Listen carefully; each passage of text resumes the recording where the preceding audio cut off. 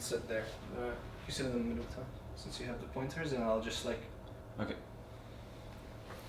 And I'll just be like, that's not true. I don't know, we've never made a video like this. This is literally the first time that we've set up a tripod and had to explain something really serious. We're not gonna jump out of the couch like the other one. This is pretty serious. Don't look for cues of bad acting here, because it's all real. This is a serious issue that affects our ability to whether we'll be able to stay in this country or not. And that's what we want to talk to you about today. So about a year ago, when we moved here to Los Angeles from Canada, we were trying to look for the right visa that will allow us to be here and do the work that we're supposed to do, working with Snapchat and the Brother channel. And when we looked for all our options, we just realized that the I visa was the way to go, which basically allows a foreign company to sponsor us to be in the US. We've been here on this visa for about a year, and our lawyer recommended that we switch it now that we are sort of expanding in our activities and our production, and we just wanted something that can potentially lead to residency in the US.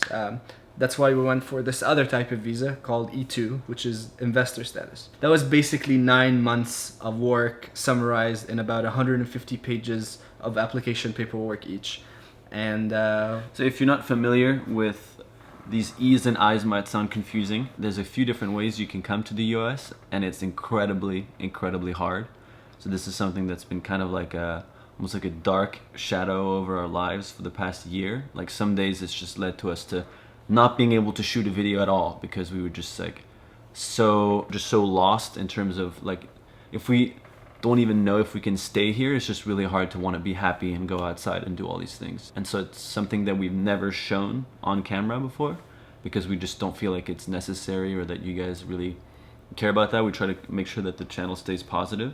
It's just something that's been really important, and we were really hoping not to have to make this video explaining that we got our visas turned down, like our new visa applications. And that's, again, over 300 pages of paperwork for the 3 of our applications, over $25,000 in legal and accounting fees, pretty much draining all the savings that we've made over the past few years of our lives. And YouTube doesn't really pay much. Like our ad revenue has been what, like 1/5 once. We're not allowed to say exactly how much money we made, but I think we can say that this month we made less than $700, and it cost us $25,000 to get these visas that we literally just got turned down, which meant that all of this money pretty much goes down the drain. Not to mention that we have to get another lawyer to start a new process. To calculate, it would take about 3.5 years if we were relying on YouTube just to pay for this visa that we just got declined. We're lucky to be partnered with Snapchat and Brother, which is one of the channels on Snapchat that help us out. Otherwise, this channel would be dead by now. Derin's been dealing with most of the visa issues behind the scenes, dealing with our lawyers, dealing with our accountants, and it's just been like chaos to try to figure this out. It's been like probably the worst experience of my life, and I can't even imagine for you guys. Like, I'm Swedish, like it's very easy for me to get visas to go into places. These guys have to do it every single time they want to go anywhere. Ammar, have you ever had a visa declined? No. Me neither. And the problem with having a visa declined, if you're a brown man like Derin and I, Oh, you have to declare that on every single application that you file for any country that you want to go to.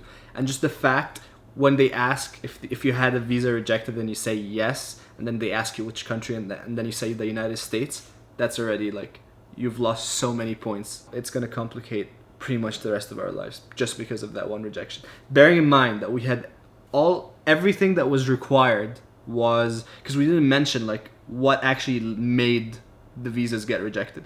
We had a very sufficient, very complete, very solid application for the 3 of us. We were going in pretty confident. Let's just say the interview process was extremely scrutinizing. Was like, we were not given chances to answer. I don't know how much I can say about that. A lot of people said when we uploaded our Donald Trump video that we wouldn't be affected by his immigration reforms. Well, here we are. Yeah, I don't even know what to say. And then in our video last week, one guy commented, "I'm glad these guys are getting deported." So that was just like right now we are legal in the US. We are legal. Yeah. We're still We have a good. legal status. Yeah. Please don't deport us, Donald Trump. No, we're legal as of right now, but we don't have a lot of time, and there's a lot of, I don't know how much you want to say about Egypt. We just have a lot of ambition and a lot of goals that we want to accomplish together, and the only way that we can actually get there is by being together. So we're just really hoping that at the end of this, we're not forced to sort of part ways and be living in just different corners of the world all over again. No, fuck that. You're not going to Egypt. This is bigger than Yes Theory. This is about people not having to go back to terrible chaos. Like, I just hear these stories about like parents who have been in the US for 25, 30 years and they are going through this process right now to just try and be legal, and then they end up getting deported, leaving all their families.